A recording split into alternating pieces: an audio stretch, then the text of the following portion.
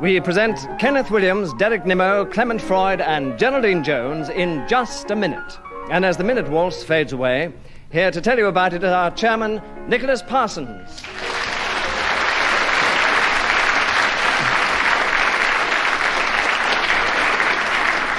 Thank you very much indeed. Hello, welcome once again to Just a Minute. And once again, we have the four most experienced exponents of the game who are going to try and speak for just a minute on some unlikely subject that I will give them without hesitation, without repetition, and without deviating from the subject in any way at all. And if one of the others thinks they're guilty of one of these crimes, they may challenge them by pressing the buzzer which they hold in their hands. If I uphold their challenge, they will gain a point and take over the subject. And if I don't uphold their challenge, the person speaking gains a point and continues with the subject. Clement Freud, will you begin this particular round? The subject is interviewing a secretary. Can you talk for just a minute on that subject, starting now? Before you can interview a secretary, you have to put an advertisement into a paper in which you say Clement Freud is looking for a non-smoking, non-clock-watching secretary who will work and drive cars and be generally nice about the house. And you get an awful lot of answers, mostly from people who smoke and don't drive cars, who say, I'm sure if you employ me, I could get to become all you want. You cross all those, you delete all those from your list, and you send to the others the sort... Derek Nimmo, you pressed your buzzer, you challenged. Why? Hesitation. Hesitation, I perfectly agree. And as Derek Well, you've Nimmo... got to hesitate a bit before you can interview a secretary. I mean, it's ridiculous. I quite agree, Clement, but you cannot hesitate when you're playing this game. Derek Nimmo wins a point. He takes over the subject for the next 25 seconds, if he can, starting now. Do sit down in that swivel leather chair, Priscilla, while I proceed to interview, I say. Clement Freud, you've challenged. Why? Hesitation. Yes, there were two... You very kindly overlooked the first one, and the second one you took him up with 20 seconds left. For interviewing a secretary, Clement, you begin now. Ideally, you want to make the job as unattractive as possible, because all jobs become pretty ropey when you get on. Geraldine Jones, you have challenged. Why? Deviation. Why? We haven't actually got to the interview yet. We're still on advertisements. No, it's a very clever try. It's one of those things that's very difficult to decide. That's because she has a large family from Liverpool, it is. The decision has been taken out of my hands by what Clement Freud claims is a large family from Liverpool, which is Geraldine's home, of course. So, Geraldine, you have a point, and so you take over the subject with 13 seconds left, starting now. My biggest problem when interviewing a secretary is that most of them are women, and of course this gives me a natural disadvantage, because in the position of prospective employer, I appear to be militant and careerist and rather Derek Nimmo, you have challenged. Why? Hesitation. There was a definite hesitation. You've been very clever getting in with only 1 second to go, Derek, with interviewing the secretary, starting now. She draws very close to my table.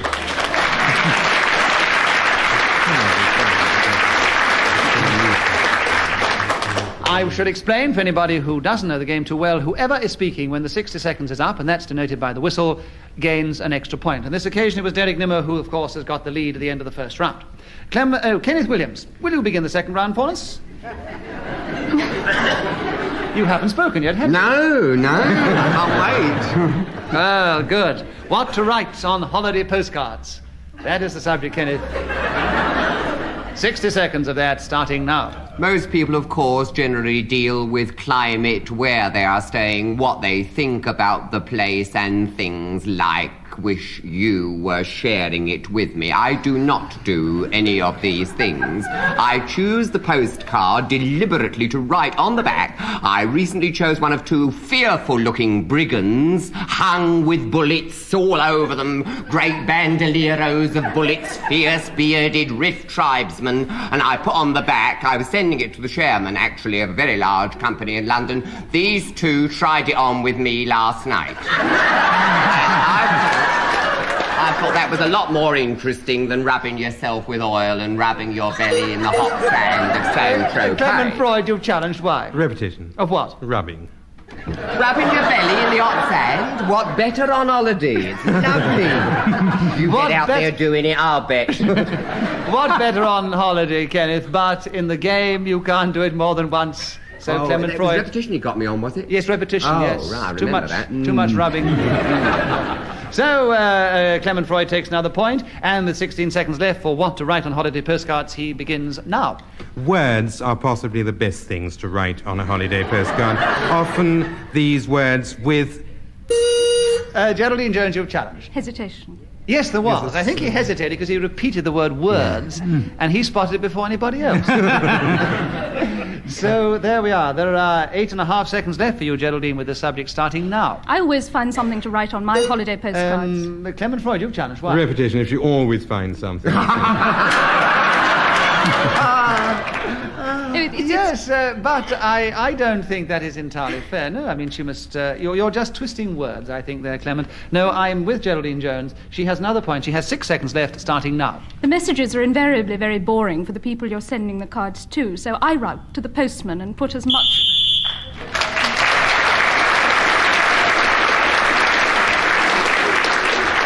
As Geraldine Jones is speaking then when the whistle went, she gains an extra point, and she has taken a lead of 1 at the end of the second round. Derek Nimmo, will you begin the third round? And the subject is sad films.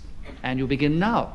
The first sad film was shown on the 14th of August 1921 in a small cinema off Wardour Street. The Southern Armenian Documentary Film Company, or Sad Films Inc. as they're known in America, produced the film to expose to the world at large the atrocities being committed upon the Armenian population by the Turks during the 1914-18 war, just soon afterwards. You know, these atrocities are not generally known. It's not generally realized until the sad film... Geraldine Jones, you challenge. Why? Repetition. Of what? Generally known, generally known. Now, I would have let you have atrocities. We had a repetition of atrocities, but generally known, you cannot just have little phrases like that. So I think that's a little bit unfair. Otherwise, you would have them for ands and uts and buts and ifs. So, Derek, I'm still with you. 32 seconds left for sad films, starting now. The director of the film, Kleovich Naparovich, wanted... Clement Freud, why do you challenge? Repetition. Of what? 2 bitches.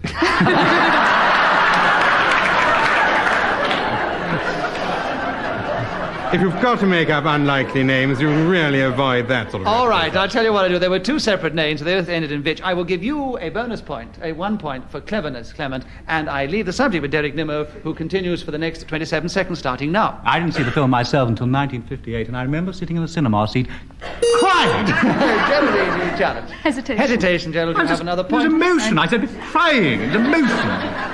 It was an emotional hesitation. So Geraldine has a point. She has 23 seconds left, starting now. I always go to see sad films on my own because I invariably cry all the way through, and this means that my face becomes red and swollen and my eyes go bloodshot. It's only fun. Clement Freud, why have you challenged? Hesitation. No, there was no hesitation. No. She was doing magnificently. Sounded to both of us. Yes, I definitely got a hint of hesitation, yes, I think. Just because you two sit the same side of the... Because I love him, that's right. My friend is stuck by me through thick and thin. At last it has come out. Yes. Geraldine, we are now back with you on the subject of sad films. You have gained another point. You have 13 seconds left, starting now. Sometimes I've been thrown out of the cinema during sad films. Derek Nimmo, why do you challenge? Repetition of cinema.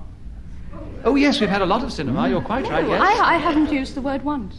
But cinema has been used a great number of times in this particular round. So, Derek Nimmo, you have 10.5 seconds for sad films, starting now. I sat there with tears streaming down my face. I was terribly upset. Kenneth Williams, why do you repetition. He said it's tears streaming down his film. No, he didn't actually, but Geraldine did. So that's repetition. Yeah, that's what I meant. I meant that. Thank you. Yeah, it's very good of you to point that out. So, Kenneth Williams, you've got your first point. Thank you. Yes, nice. Have I leapt into the lead?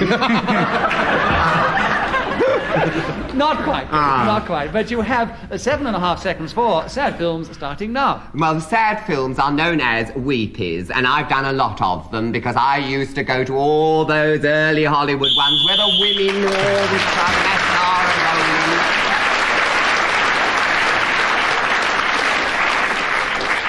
I'm at a disadvantage because I've got a creaking chair.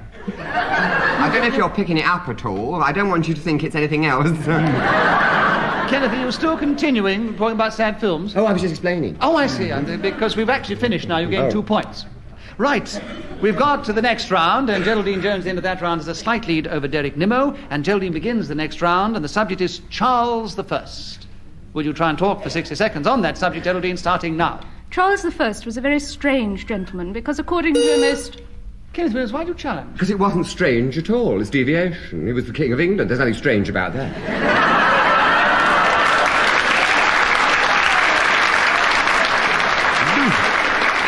You can still be King of England and be strange. In fact, I think if you study your history books, you'll find there's been some very strange kings on the English throne. Nonsense. He was born to be the king. I disagree, Kenneth, that I'm the one who has to decide, so I'm going to stand by my decision. All right, then you've got to say exactly what about him is strange.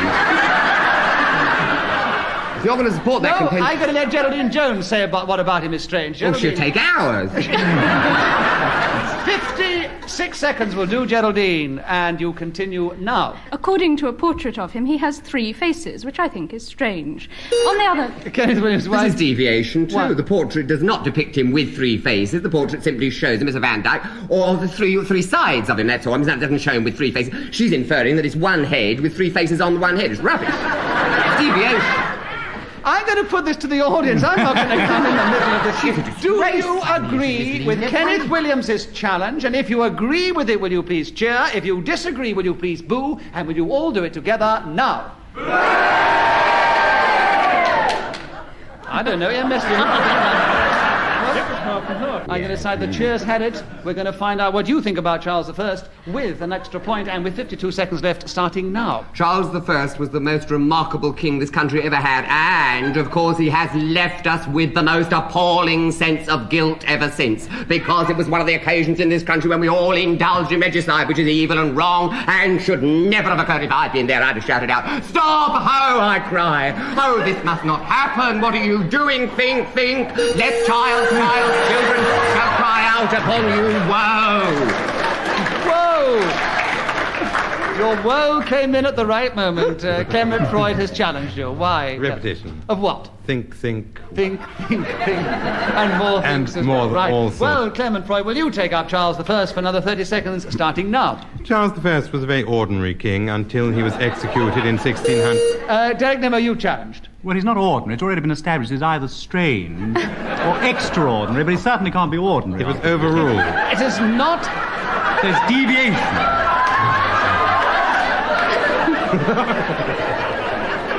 I must explain to our listeners that laughter was not caused by Derek Nimmo's challenge, by the fact that Kenneth Williams has just taken off his shoes. Well, my feet swell. Very bad for me. Well, apparently Charles I always has this effect on him. They go to his feet and not his head. But we don't think, Derek Nimmo, back to the subject, that anything has been firmly established about Charles I in this particular round. So I'm still with Clement Freud, who has another point. He has 25 seconds left, starting now. Having succeeded James I, Kenneth Williams, why do you challenge? Because he must make it clear that he wasn't just James I, you see. He's James VI of Scotland as well. He was still James I of England. Oh, well, you're right, of course. Yes. He's very fair. He's fair. So Clement Freud has another point, and he has 23 seconds left for Charles I, starting now. He ruled England for 39 years before he was executed and lost his head at the Tower of London, which gave rise to a... Kenneth, you challenged again. Well, he didn't lose his head at the Tower of London at all. He was executed in Whitehall, outside the Inigo Jones banqueting hall. You're quite right, Kenneth Williams.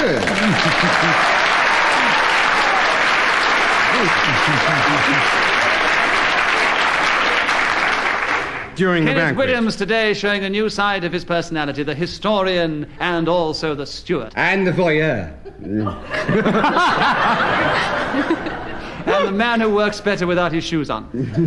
Tell me, Kenneth, do you always drink to the king across the water when you raise your glass? Never. I've got no time for all that rubbish. Once the line was established, I believe we should stick to it. All right, well, let's I don't stick believe to in this line phallic now, and you carry on with Charles I for 14 seconds, starting now. Well, one of the most gracious things I think that he said was on the scaffold when the bishop said, "How do you feel?" or something to that effect. And he said, "I go from a corrupt world to an incorruptible one where there will be no more."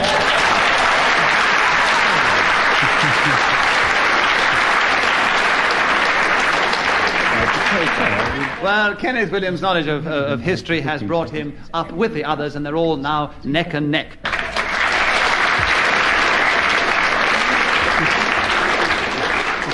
Clement Freud, will you begin the next round? The subject is flat hunting, and please begin now. Essex is possibly the best county for doing this, but all you need is a terrain without hills or mountains, without undue depression, and a fair amount of game such as grouse, hare, buffalo, tigers, rabbit. Kenneth Williams, why you would challenge? Repetition endless, the list of animals we're none the least interested in. Yes, now I think we've got to establish one thing. If you go on, you can have a list of anything and call it repetition. But unless you actually repeat the word, I don't think within this game we're ever going to get anywhere if we call That's true. Well, you've got to have the rules. You've got to have rules. You can't get on without them. That's quite true. So I'm not going to give any points for that. I'm going to ask Clement Freud to continue with 44 seconds left, starting now. Horses, cows, chickens, bantams, worms, Kenneth Williams, why Deviation, it's all boring. It's got nothing to do with flat. I'm always boring. Nothing to do with flat. No. I think it's deviation, you see. I'm always boring. That's not deviation. In this game it could be, but Kenneth Williams on this occasion has a point. He has 37 seconds left, starting now. Well, of course, you've got to find your district, and having done that, you want to find the compatible. Derek Nimmo, why have you challenged? Repetition of find. Yes. Yes, good, it is true. Good. But Very good point, I thought. it is trivial. Trivial, I'll grant And the that, next trivial point, I'm not going to award a No, point you're to. quite right, So that's quite the right. last trivial person. That's the last trivial point I give to a trivial challenge. Derek Nimmo, 34 seconds, starting now. I look down the more popular newspapers, and there I see a desirable little residence to let. So I go round, knock at the door, and I say, "Hello, how are you today?" They say, "Do come in, Mr. Nimmo." And I say, "How nice of you to know my name." And they said, "You've got it written in front of you." And I said, "How clever of you to read." And so I go and I say, "May I see the bathroom?" I look round the bathroom. Absolutely beautiful, immaculate, lovely lavatory, lovely bath. Clement Freud. Three baths. Three what? Bathroom, bathroom, bath. Very well. All right, Clement Freud. 15 seconds for Bath. Fritz Hunting. Bathroom. Lovely bath, lovely bathroom, lovely You lavatory. said, may I see the bath, first of all? So that Look, makes we're not three, going to dear. have any argument between us.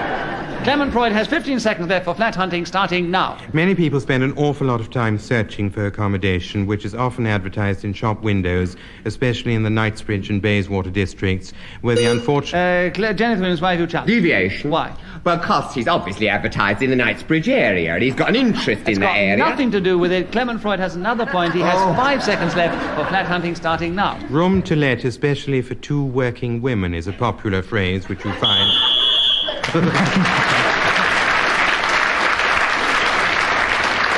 Well, at the end of that round, it's still neck and neck. Only 1 point separates all of them in different degrees. Kenneth Williams, will you begin the next round? Bending people to your will. You seem to like the thought of that subject, Kenneth, so can you talk for 60 seconds on it, starting now? The best way to do this is through affection. There are two ways, of course, to do it. One is to do it through fear. This is the way they accomplish it in the army and similar organizations. They make people do what they want because they frighten them. On the other hand, you can do it through affection, natural affection. Clement Freud. It's the third affection. Yes, but natural affection is given to unnatural affection, isn't it? But you've had It's three still a affections. repetition of affection, I'm sorry to say. Because Worked up and everything.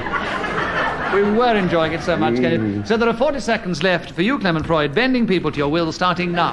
Your Will is one of the best people for bending people that I've ever come across. He was born in 43 High Street, Southwell, Suffolk, and his full name was actually Bill Cross. He bent people all over the eastern counties Derek of Nimmo, England. you've challenged. Why? Repetition of bending.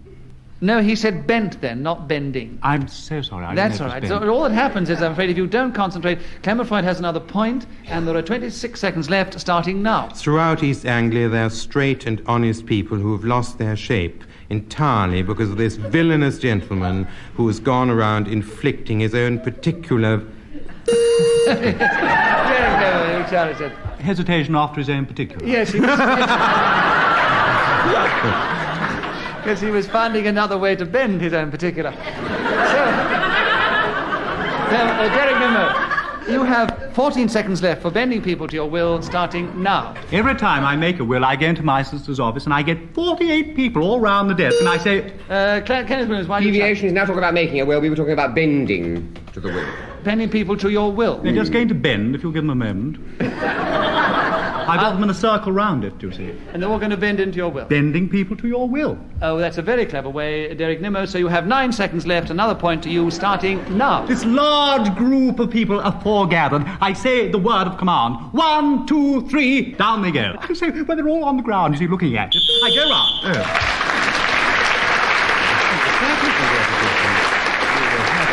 Well, at the end of that round, Derek Nimmo has taken a very decided lead over Clement Freud, who is leading Geraldine Jones and Kenneth Williams, who are in third place. Geraldine Jones, will you begin the next round? Equal pay for women, and will you begin now? The great myth about equal pay for women is that women do equal work. It is absolutely impossible for a woman to do any job in precisely the same way as a man, and therefore the whole myth of how much she should be paid should be exploded here and now. In fact, of course, women should be paid a great deal more for anything they do, especially for those jobs that only they do. And to try and drag their salaries down to those which men have suffered for centuries is folly, and I think very retrogressive and reactionary. When I get a job which hasn't yet happened to me, I don't expect to be paid as little as men. I expect to be paid far, far more. And I hope... Kenneth Williams. Far. Kenneth Williams, you have a point, and you have 24 seconds for equal pay for women starting now. This is a ludicrous idea. Everyone knows that the men are the prime movers of this world. All the great discoveries, Copernicus, Galileo, men, all of them. Women are a load of rubbish. No! He's talking about men, not women, isn't he? Deviation, you say? No. If you'd had him for a repetition of men, I would have agreed. You've got, in order to talk equal pay for about women... all the great... We have already had a comparison with the pay of men, so I think I must keep with Kenneth Williams. Oh, a wise chairman, wise. Wise man. Yes. 12 seconds for equal pay for women starting now. It is a ludicrous idea that they should have equal pay because they do not and cannot by their very nature put in the hours that men put in. Clement Freud, why do you challenge? Repetition. Of what? Men. All right. There are 3 seconds left. Equal pay for women, Clement Freud, starting now. This is the most admirable thing, and I'm absolutely entirely...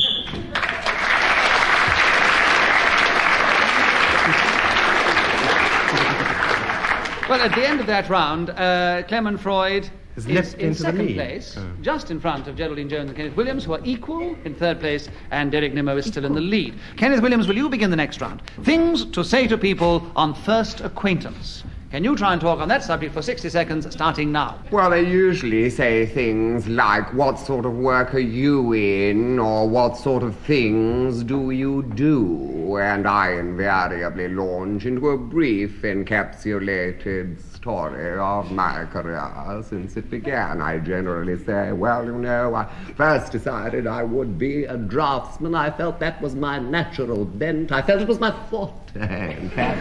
And then I say, no, I changed my mind because I realized that art was calling me. The muse had lit upon my shoulder. And so I decided to go into... I hesitate.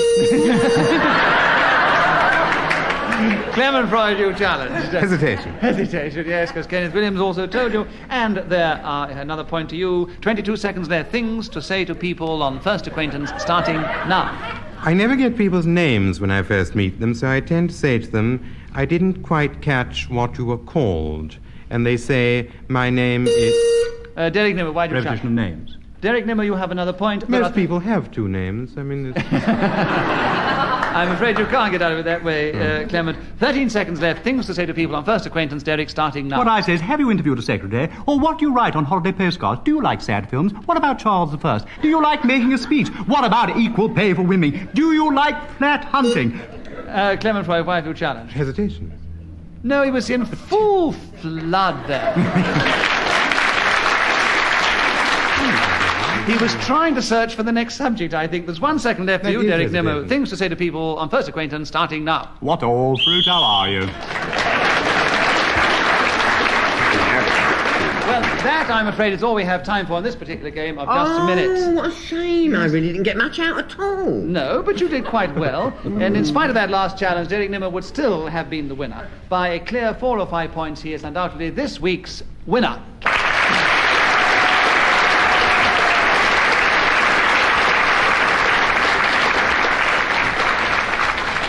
Clement Freud was second, and Geraldine Jones and Kenneth Williams were equal in third place, a little way behind Clement. Well, that's all the time we have time for, as I said before. We hope you've enjoyed this particular game of Just a Minute. From all of us here, goodbye.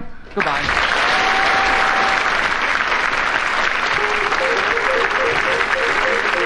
The chairman of Just a Minute was Nicholas Parsons. The programme was devised by Ian Messiter and produced by David Hatch.